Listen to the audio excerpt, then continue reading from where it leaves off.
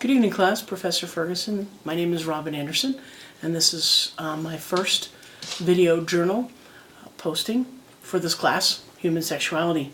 I have to admit I was taken back a little bit by the concept of healthy sexuality. When I think about sexuality, I think of being inundated. It's what sells. It's what you see in commercials. You don't even buy a new car anymore unless it's sleek and sexy. It is such a powerful tool and agent for that we're inundated with every day.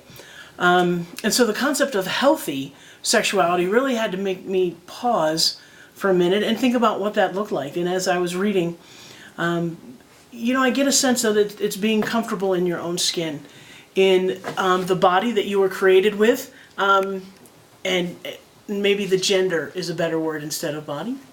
The gender that you were created to be in, and in a relationship called marriage that God intended and created.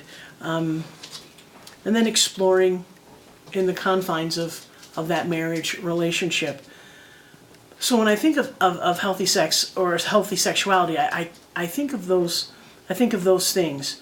I think some of the pros of studying sexuality is always learning, gaining understanding, potentially seeing what other cultures do and what other cultures are involved with is always incredibly fascinating. So one of the cons is, for me personally, is those images or the some of the realities of the lesser pleasant side of sex or sexuality that are just a heartbreaking, heart-wrenching, and it's just difficult. Sometimes you get images in your mind and you don't want them to be there, and so that's sort of a con for me. And wanting to understand it in light of the way God intended it to be understood, I think that's incredibly important as well. He created it and He said it was good. So I figure He knows the best and the most about it.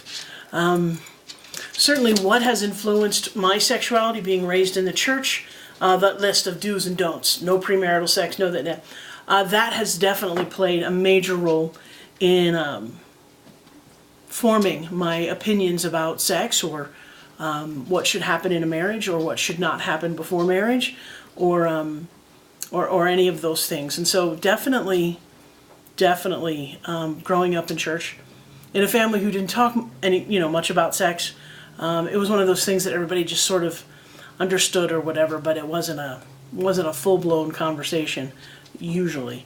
And so certainly being not very vocal about it, it's a private matter, those sorts of attitudes to the church, and basically again those set of clear understanding about what is appropriate and what isn't, or what is God's expectation.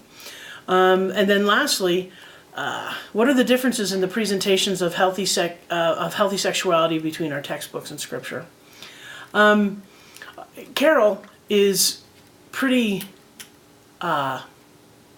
direct. He's definitely an educator. To me, it's a little dry. It's a textbook. It's here's step 1, here's step 2, that leads to step 3, that is step 4. Where Winner and Author are definitely digging a bit more into Scripture. What I loved about Winner, this reading or these chapters, is just her honest confession that, look, hey, I tried to find a way to make premarital sex acceptable in the life of a believer. And I just so appreciated her candor on that. And Author, you can see the teacher in her. She is laying out the Scripture. This is what it says in Leviticus. This is why we do this. And she was just laying out Scripture after Scripture after Scripture, almost trying to be persuasive in what she was saying, and yet also very direct.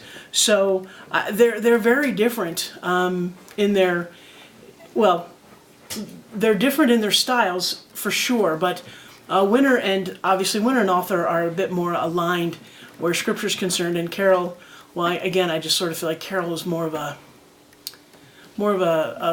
how-to, or it's definitely a textbook.